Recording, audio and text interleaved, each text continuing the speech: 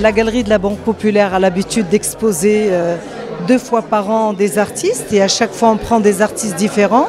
Là, ce qui réunit ces 3 artistes, c'est leur amour du patrimoine et leur amour de la poésie.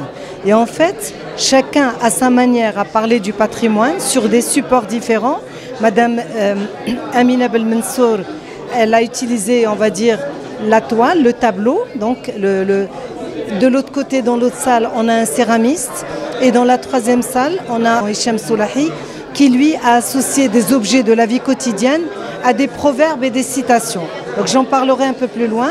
Mais ce qui est extraordinaire, c'est qu'aucun des 3 ne s'est contenté de juste reproduire on va dire le patrimoine.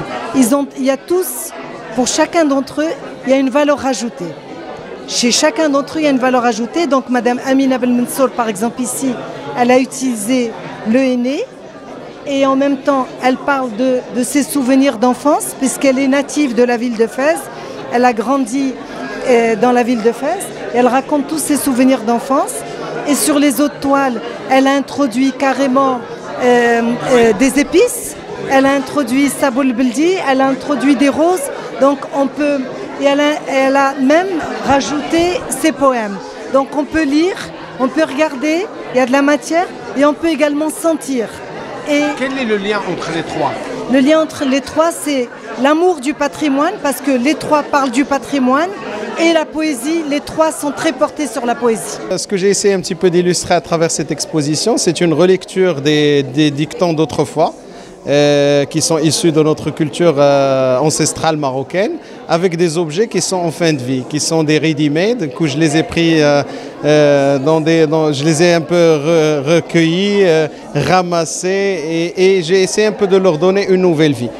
Donc dans cette exposition, j'ai essayé un petit peu de parler à 3 temporalités. Donc c'est une œuvre qui traverse un peu le temps à travers ces 3 temporalités. Donc il y a le premier temps, c'est là où le dicton il a été produit, ça veut dire l'acte il a été produit dans un temps T1.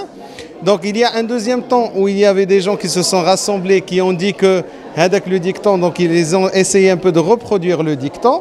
Puis après il y a le perspecteur qui a entendu ce dicton, donc génération après génération. Il est arrivé chez nous et puis après, donc j'ai essayé de l'illustrer dans un 3e temps. Et le 4e temps, c'est celui du perspecteur qui n'est pas juste en fait un perspecteur qui va voir juste l'œuvre, mais qui rentre en interactivité avec l'œuvre aussi à travers ses émotions. Ras Maïdor Koudia, en fait l'idée c'est quoi? C'est que il y a des objets en fait qui sont là. Des fois, je suis dans une illustration directe de l'objet. Des fois, je suis dans une illustration décalée de l'objet.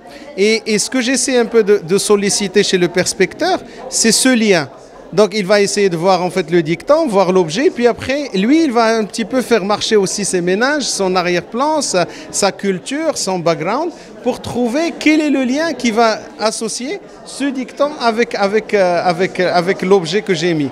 L'exposition d'aujourd'hui, comme vous le voyez, a pour thème la poétique du patrimoine. Et c'est une question qui m'a toujours interpellée. Donc j'ai choisi la ville de Fès, étant donné que je suis native de Fès, et plus particulièrement Fès El Bali, la Médina. J'ai vu le jour dans une maison de type traditionnel. Donc le patrimoine ne pouvait pas me laisser indifférente. Alors j'ai réalisé mes toiles dans ce sens-là. J'ai utilisé comme technique une technique mixte qui associe la peinture acrylique tout en intégrant la matière, des tissus comme de la dentelle, comme des broderies. J'ai même mis des plumes. Et dans cette exposition, j'ai essayé de rendre un peu l'âme de Fès telle que je l'ai perçue, telle que je l'ai gardée au fond de mon cœur. Ces œuvres sont différentes des autres formes d'expression plastique ce sont des bas-reliefs en terre cuite. Et je fais ça pour le plaisir de modeler, le plaisir de manipuler l'argile, parce que le travail de volume m'a toujours intéressé. Et je le présente aujourd'hui comme un travail très différent de ce que je faisais avant. Question de mettre dans une exposition du nouveau. À un certain moment, je faisais beaucoup de peinture. À un certain moment, je me suis dit, tout le monde fait de la peinture aujourd'hui.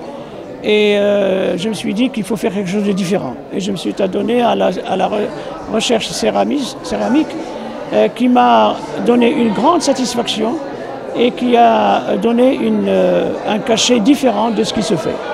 Il y a ici un thème que j'ai toujours aimé, c'est la mythologie grecque. Je parle toujours des mythes grecs pour réaliser mes œuvres en s'inspirant des artistes grecs. Et ensuite, à un certain moment, je me suis intéressé à l'art africain.